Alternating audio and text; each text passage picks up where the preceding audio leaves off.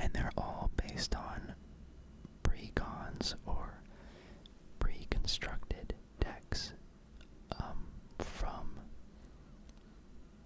Magic the Gathering themselves, right? So they sometimes release commander decks a few times a year, usually. And it's a set of 100 cards, one commander, and like 99 in the library and the rest of the deck.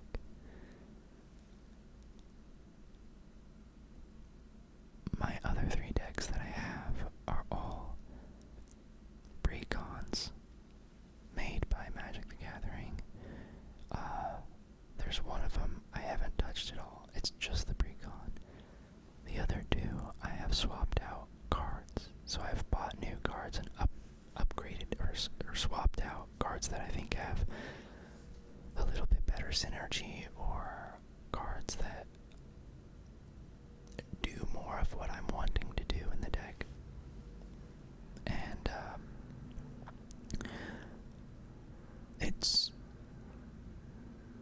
I have very much enjoyed those decks, but this deck that I'm working on now is from scratch. I love the commander that I picked, and now I'm just trying to build. Now I'm just trying to build. Now I'm just trying to build. Now I'm just trying to build out the rest of the deck. I wanted to let y'all know I was just checking the lighting on my camera, because I am filming with my window just off screen over there, and it's daylight, but the daylight is changing. Like, oh, here we go, the sun's coming out a little bit more. Anyway, hopefully it's soothing for you. Hopefully it's not too distracting for you. Anyway, I basically today wanted to show you the cards that my friend bought me and do some over-explain. My dog's in the window. Over-explaining of those cards and over-explaining of Magic the Gathering rules. I'm hoping that even if you don't play Magic yourself, that you can still find this video relaxing and soothing and calming. One of the people that I love to watch is, I think the channel is called Relaxing ASMR. Let me double check. I'm just gonna pull up.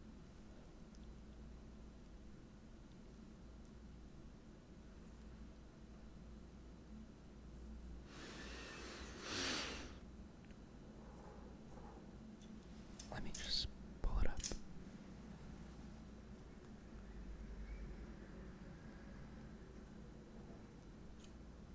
Yeah, Relaxing ASMR.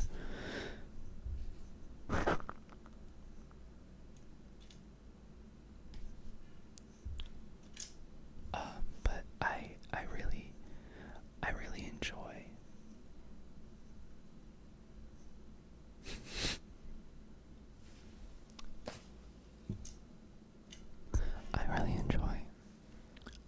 enjoy Relaxing ASMR, and they do a lot of kind of show and tell and explaining stuff that I know nothing about, nor do I.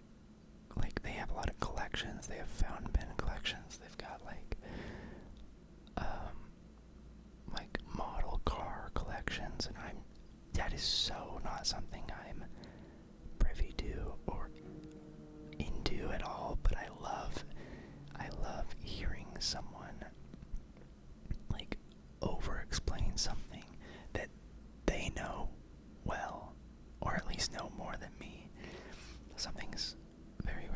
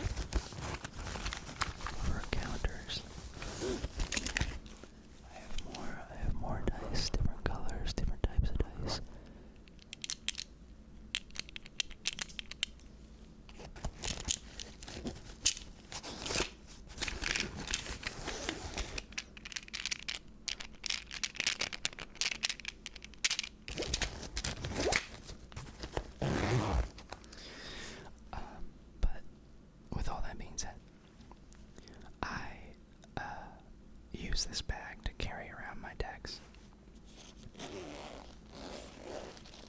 And it's currently where my new deck is. Well, part of my...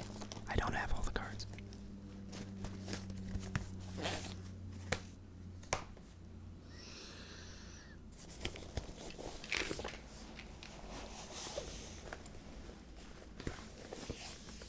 But it's where my new cards are being housed, stored.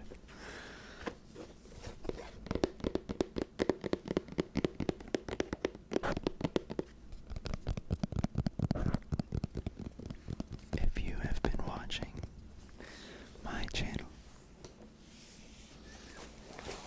for a while, sorry, you would recognize this box because this box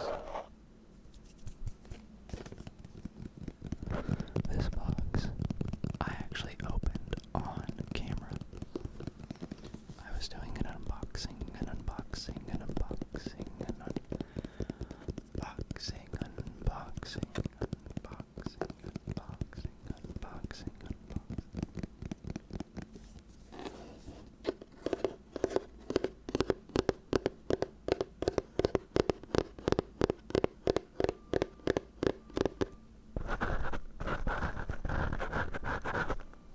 There was a little bit of dust on your ear, I'm sorry. It is middle of the summer in New York, and I will try to keep the videos slow-paced and relaxing during the summer, but I do have to admit, I'm getting warm because the AC I have to turn off. And it starts to heat up pretty quick in my apartment.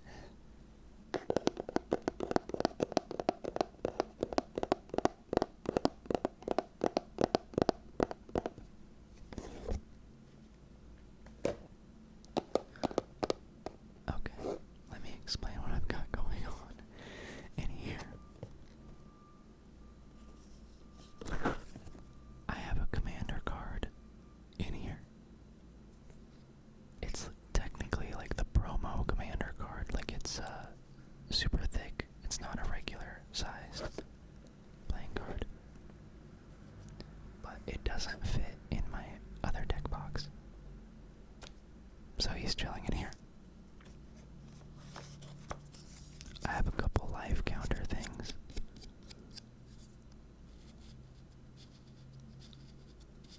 I have a couple life counters. A couple life counters.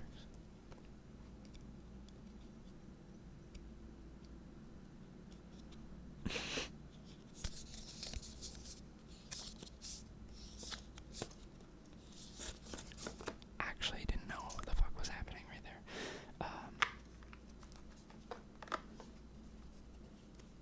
I have a couple, like, these are sleeve boxes, so these Dragon Shield. Dragon Shield is the brand I like. They're pretty reasonably priced. And I like all the colors that they have for their sleeves, so you can put your cards in there and keep them more safe, and also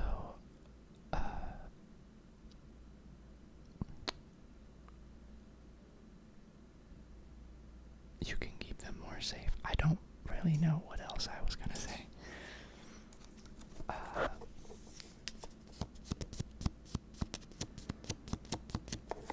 I actually got this white sleeves specifically to keep my commanders separated. So my commanders most of the time are put into white sleeves, so that they don't get accidentally shuffled into the rest of the deck.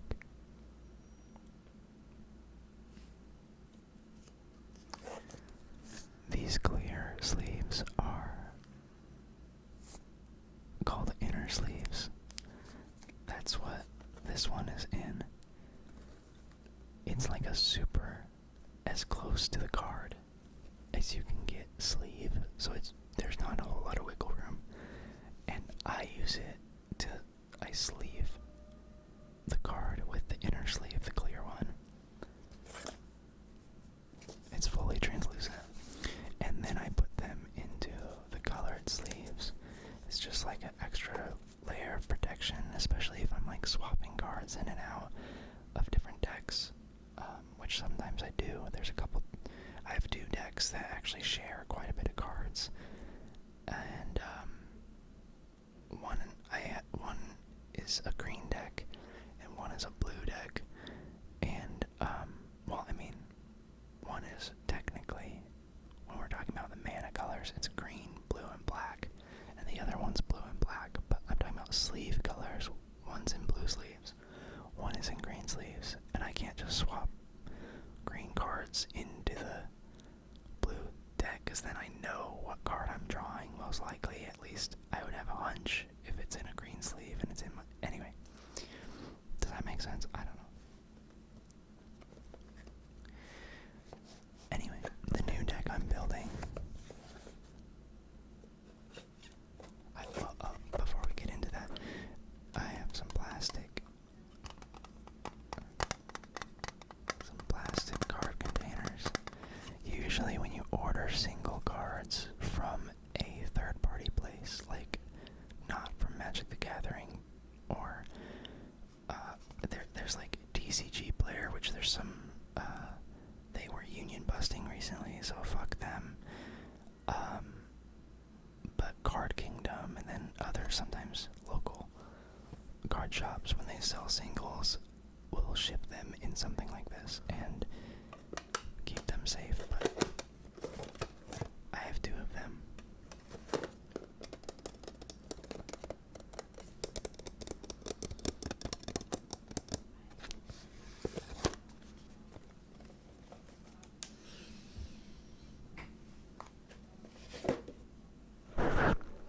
Oops, sorry.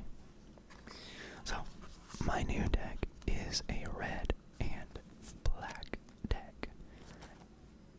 And I got this Dragon Shield Crimson Red sleeves in order to sleeve the whole deck. And then I have usually the Dragon Shield. I don't know if this is the case for everyone, but in my case, Dragon Shield actually sends a few extra, not just 100 sleeves, but there's usually a few extra, which is why I have kind of leftovers of other colors that I've used.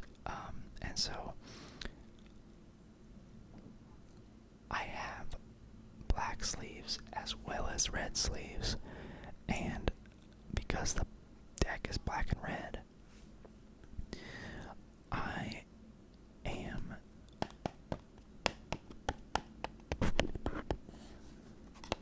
sleeving the whole deck in red, and I'm going to sleeve the commander in black. So it's kind of on theme, you know? I don't know. Aesthetically, I like it. The thing is about Magic the Gathering is your commander tends to be pretty powerful, but also it's like one card in the 100 deck of cards that is treated differently. It has its own zone. You can only have one commander, but there's a couple different rules that change that a little bit, but that's just relax, don't worry about it. Just relax, don't worry about it. There's something called partners, but don't worry about it. Don't worry about it.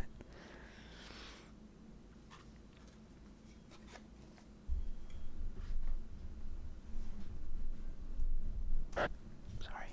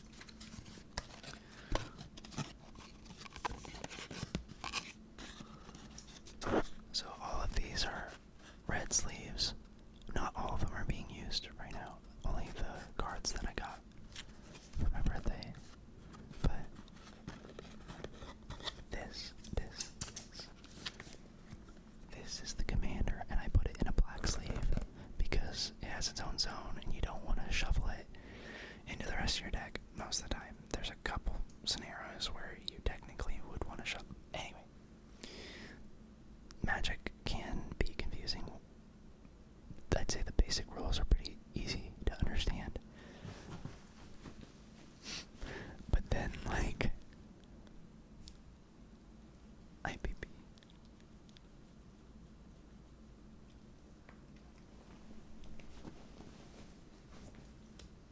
Anyway, the basic rules are pretty easy to understand, in my opinion, but what gets confusing is how all the cards interact with each other, because pretty much every card adds new rules to the game.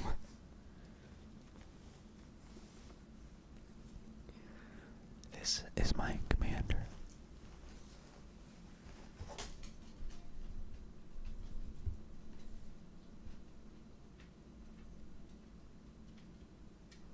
Okay. This is my commander, Valkaboth. So, Valkaboth, Arrower of Souls, legendary creature. It is an elder demon with 4/4. You see that down here? 4/4 power and toughness. The power and toughness numbers is essentially like damage and health, if that makes sense.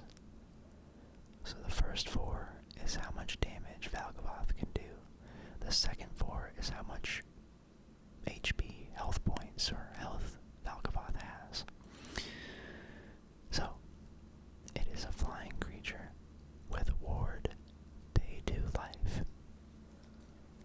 This is where I'm talking about where, like, the basics of Magic can be pretty simple, but then each card almost creates its own rules. So ward is verbiage used in Magic the Gathering referring to you have to do whatever the ward says if you want to target Valkaboth. The verbiage target is used a lot through a lot of different cards. Hypothetically, sometimes there's a card that says deal target creature 2 damage, or let's say in this case they are trying to kill Valkaboth, get him off the battlefield. Let's say they had a card that said target creature gets dealt 4 damage.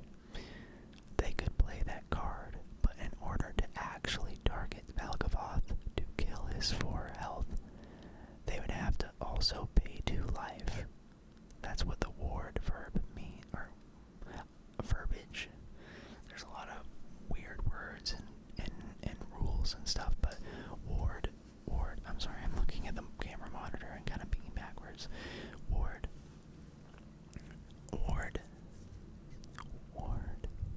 That's what ward means. So you have to do whatever the ward says. Sometimes it says pay 2 life.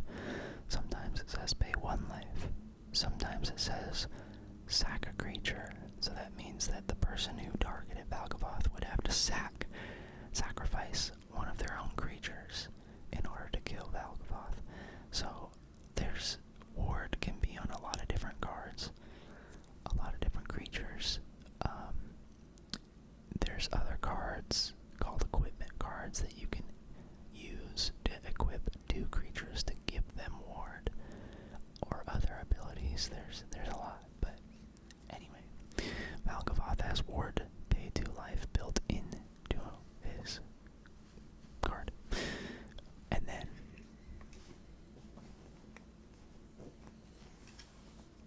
my dog is walking around. My apologies.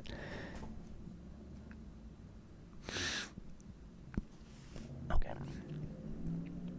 I'm going to try and focus this a little bit better. Focus it a little bit better. There we go. Okay, so then the next part, whenever an opponent loses life for the first time during each of their turns, I put a +1/+1 counter on Valkaboth.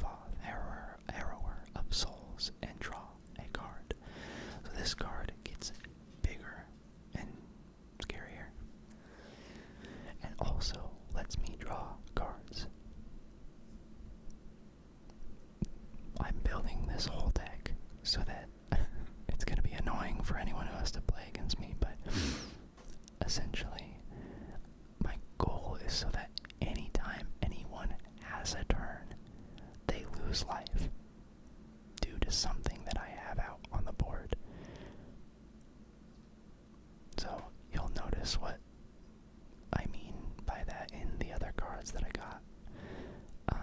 But yeah, essentially there's a lot of cards that'll be like during someone's upkeep, unless they sack a creature, they lose 2 life, and then that would trigger Valgavoth on their turn. I would be able to draw a card and put a +1/+1 counter. That changes. That basically makes the power and toughness higher. Theoretically, and most of the time when I have played with this card online and played with this deck online, as long as I get him out within that first set of turns, it goes my turn. I put him out, right? Next person's turn, next person's turn, next person's turn. I will usually be able to have him be a 7/7 by the time it gets to my next turn. Because usually I'll be able to deal some damage somehow to someone else on their turn, and that would trigger once per each person's turn. Hypothetically, if I can do it right, if I can play it right. So anyway, this guy gets very big and scary. That siren got a little bit close for comfort. Not comfort, just for your comfort, your ears. Anyway, I was saying that flying. The flying word means that this creature can only be blocked by other flying creatures, or by creatures who have the word reach on their card. So, because he's flying, theoretically, if someone did not have a way to get rid of him, and he was a 7/7 by the next time, by the time he's ready to attack on my next turn, he can fly over whichever blockers, whichever other creatures my opponents may have, and I would do 7 damage. Unless they had another flying creature, or they had a creature with reach, or if they got rid of Valgavoth somehow. But anyway, that is my commander. That is my commander. That is my commander. He is, I think, newer. I think last year in 2024. Don't quote me on that. I don't know too much about like Magic the Gathering history or timeline, or that much at all. I just know what I have and the cards that I have and the cards that I play with. So anyway, I love this card, and I'm very excited to build a deck around him.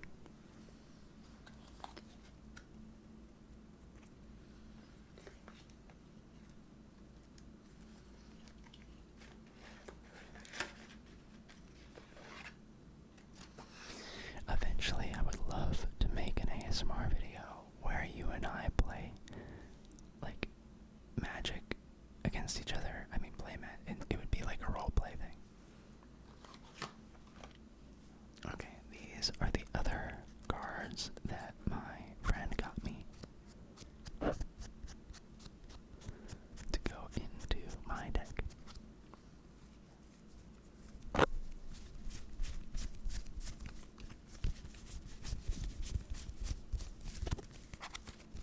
So the whole deck will be red like this. It's very fun. Very cool. I'll just go down the line, I guess. Oh, also I forgot to show you.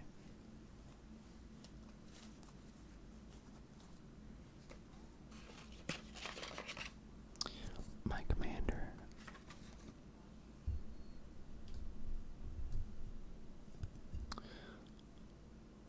My commander costs 4 mana. That is a red mana, a black mana, and then 2 colorless mana. The 2 colorless mana can be spent using any color of mana. You have cards that, like,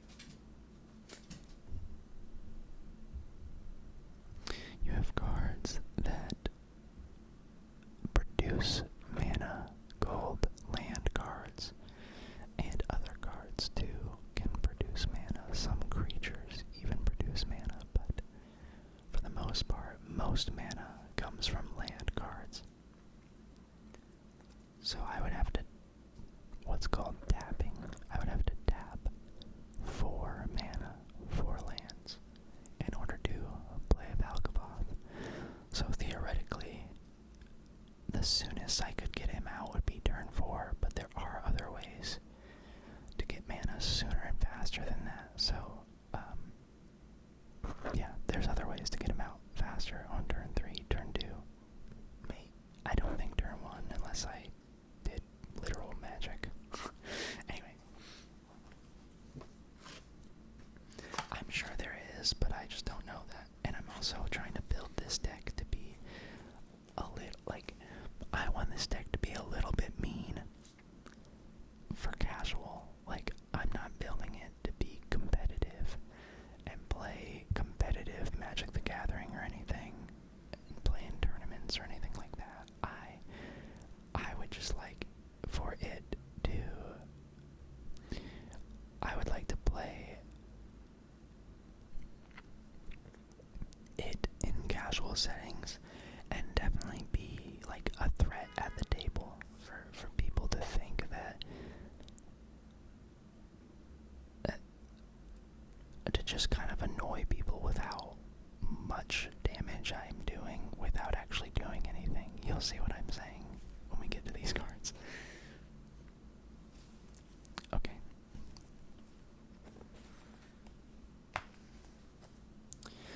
The next card is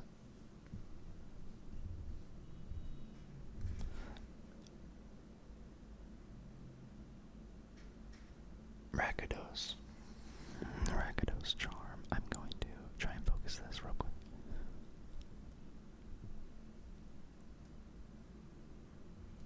Okay. Rakados Charm is a 2 mana cost. It costs a black and a red, and it is an instant. An instant card can be played at any time during the match. So I could play this even if it wasn't on my turn.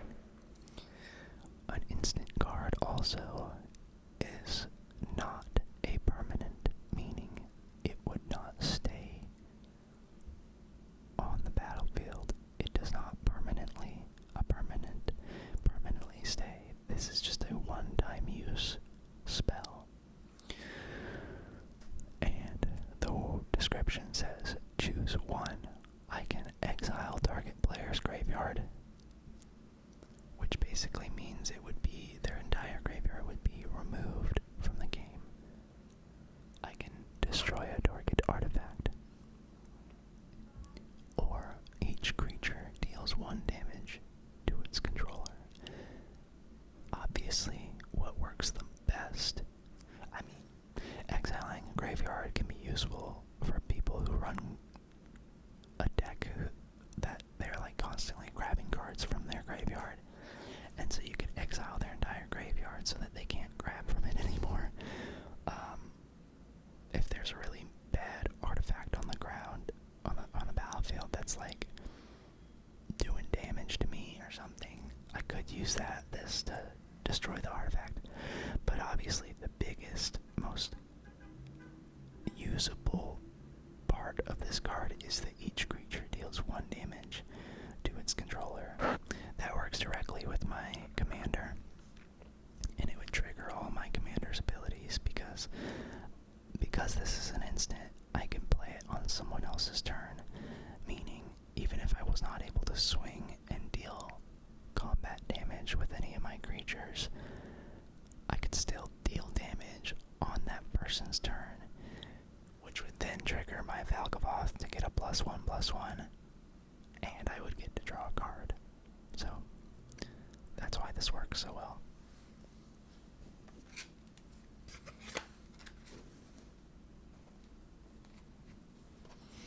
Next card is another 2-cost called Rolling Vortex.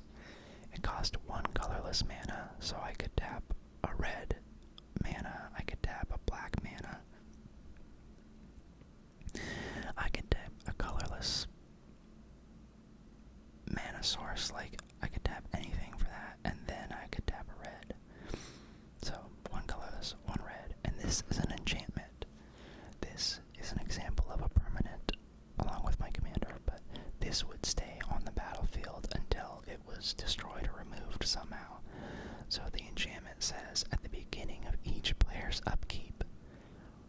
This card deals 1 damage to them. Whenever a player casts a spell, if no mana was spent to cast that spell, rolling Vortex, this card deals 5 damage to that player. That siren got a little bit loud. The last part of this card is I can pay 1 red mana at any time, and my opponents can't gain life this turn. So as long as I have red mana available, I could tap it on anyone else's turn to make sure they don't gain any life if they have something called lifelink or a card that's about to give them like 10 life or something. I can do that. Anyway, obviously the upkeep one, as long as I have this on the field, again, this is an example that I was saying that, like, as long as I have this out first, which is a 2 cost, then I get my commander out on turn 4. Then by the time it's my turn next, my commander would be a 7/7, which is a little dangerous. Anyway, love this card.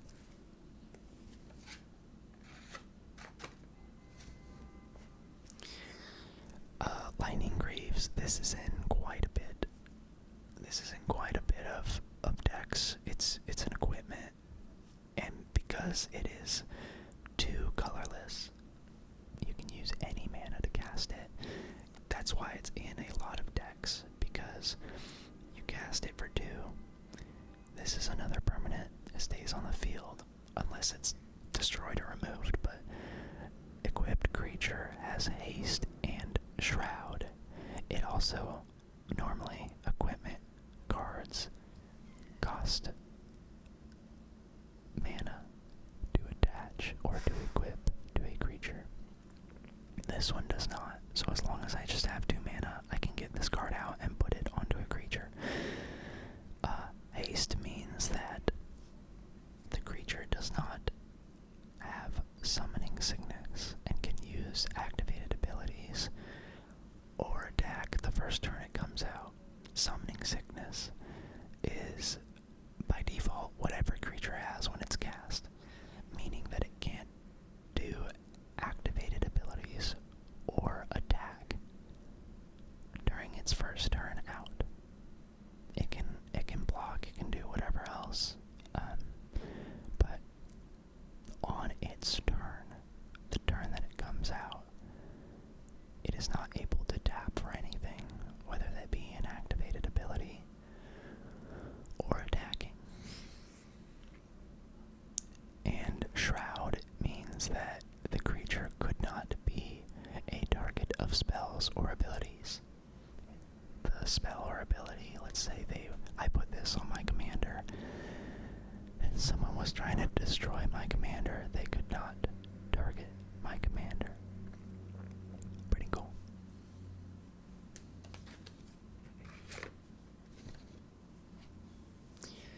Next card is actually a land card, so this, as you can tell, has a no mana cost, because every turn you can place 1 land out for free.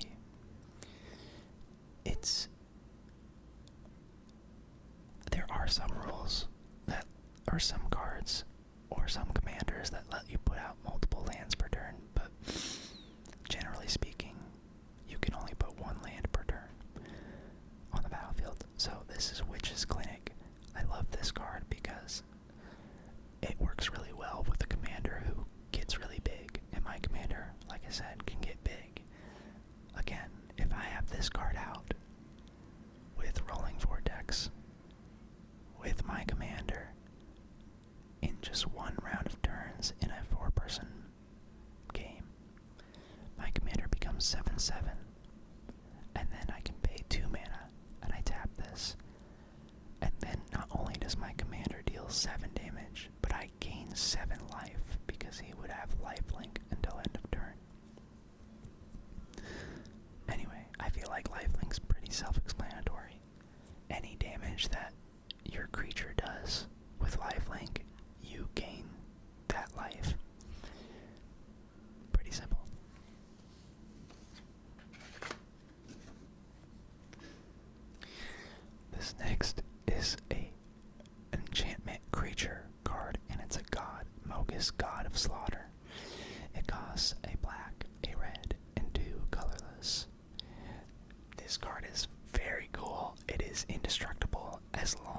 unless my devotion to black and red is less than 7, this creature is not a creature, so it only is an enchantment. Devotion means how many of these little pips, on this side, how many of these little pips that I have. So, for example, this card alone increases my devotion by 2 to black and red. So, this would be 2 devotion to black and red. My commander would also be 2 devotion to black and red. My rolling Vortex, I think is what it's called, the enchantment I showed you, is only 1 red mana and 1 colorless, so that would only actually increase the devotion by 1. So even with all 3, this card, my commander, and rolling Vortex, I'm only sitting at 5 devotion to black and red. So I would still, before I could swing with this creature, I would still need more devotion. At the beginning of each opponent's upkeep, this card deals 2 damage to that player unless they sack a creature. This is great for anyone who has stupid, silly little token creatures that are like 1/1s or like a big little army. What's called going wide is I can slowly but surely whittle down that army of little 1/1 tokens, because they'll usually want to sack them to avoid taking damage. If they don't, then my commander just gets bigger and I draw more cards.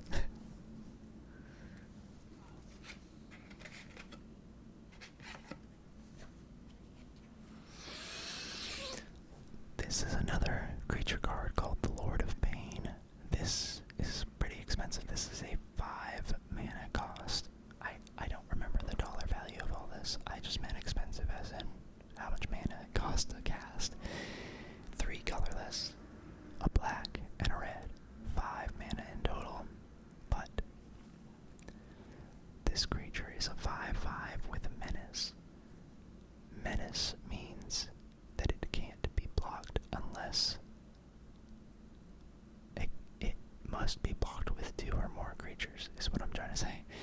So if someone only has 1 creature available to block, it cannot block this, and I can just swing and hit them for 5. You have like a normal life total also, so your creatures have life. It's technically power and toughness, but then you as a player start out with 40 life, at least in commander. So your opponents can't gain life. So as long as the Lord of Pain is on my battlefield, none of my opponents can gain life. Also, whenever a player casts their first spell each turn, I choose another target player. The Lord of Pain deals damage equal to that spell's mana value to the chosen player. So this starts to almost have my opponents fight each other, because if one of them were to cast a 7 mana cost, that 7, this card would allow me to deal 7 damage to the other player. So then they start to try and figure out how to get rid of this or how to deal with me, because I'm making them hurt each other.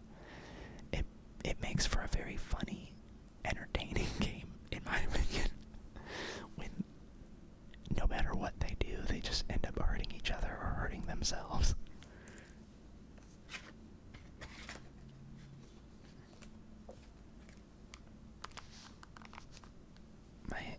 My head hurts a little bit from these headphones.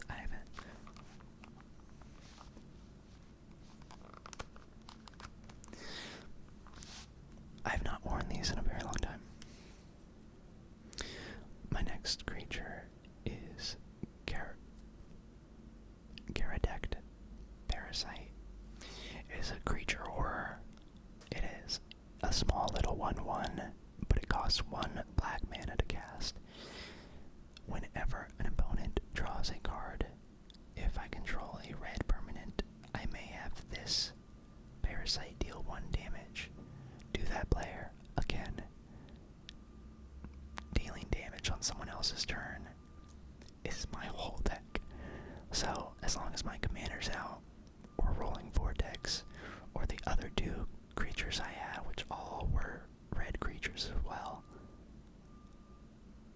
this will deal 1 damage to someone every single time they draw. Which you draw every time on your turn, at least once, if not multiple times, depending on what deck you're running or what cards you have.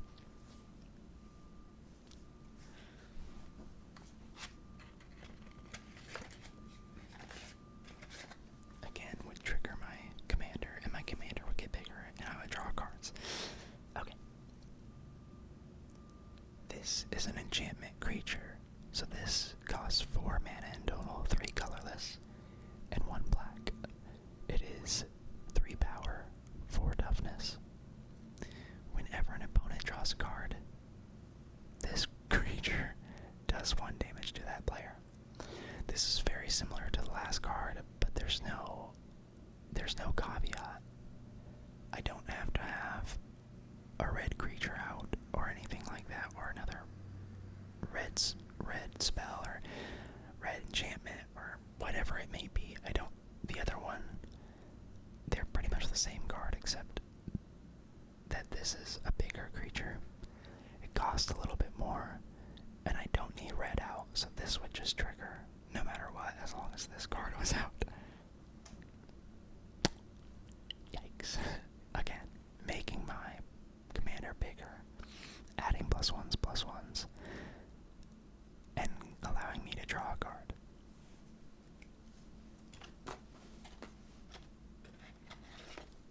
Do you see what I'm saying about I am trying to build this deck so that anything my opponents do will deal damage to them? That's the whole goal. And next is a instant spell. This costs 3 mana. This is another instant, meaning it is not a permanent. This does not stay on the field. It is called Chaos Warp, and once it is used, it is gone and put into my graveyard. So, the instant says, the owner of target permanent shuffles it into their library, then reveals the top card of their library.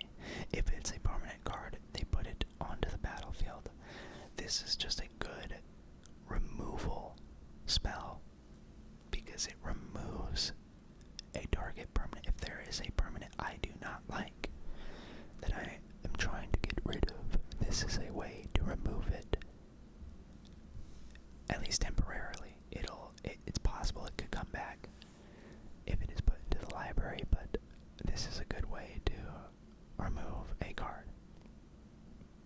They technically replace it, so I could technically remove a creature card from someone's battlefield. They would put it into their library and shuffle, and then if they were to draw the top card and reveal it, it could be a land, and that would count. The land would go out and put it on the battlefield, but they lost a whole creature just to gain 1 land. This is pretty fun. This is a pretty fun card.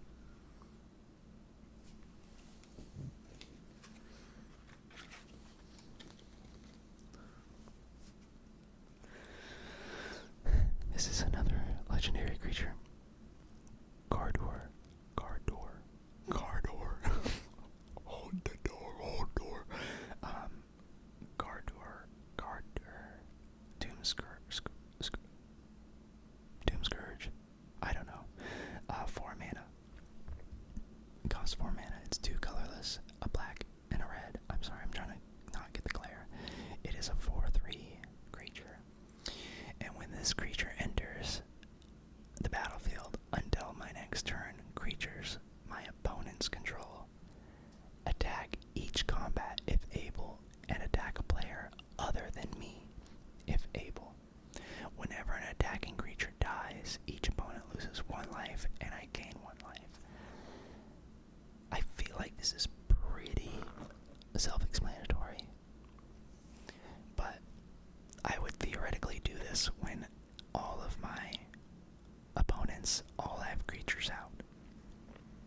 this would not be a card to play early on.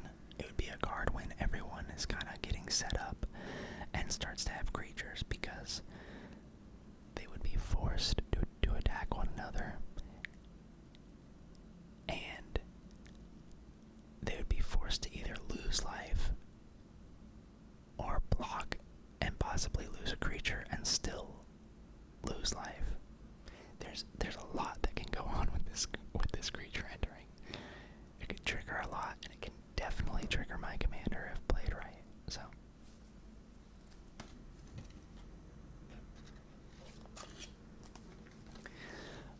we are on to the final.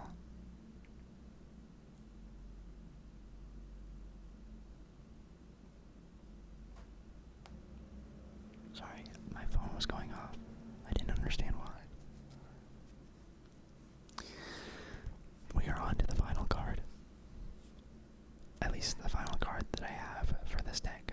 I have some land cards that I need to get, and then I need to obviously get the rest of the 99. This is called Blasphemous Act. Do you see how much this costs? 9. It costs 9 mana. 9 mana is crazy. But I'll read you the card, it'll make more sense. So, 8 colorless, 1 red mana. This is a sorcery, also another spell that is not a permanent. Instants and sorceries are cast, but they do not stay on the battlefield. They are one-time use cards, essentially. This spell costs 1 less to cast for each creature on the battlefield. This includes my opponent's creatures on the battlefield. So if I am playing into a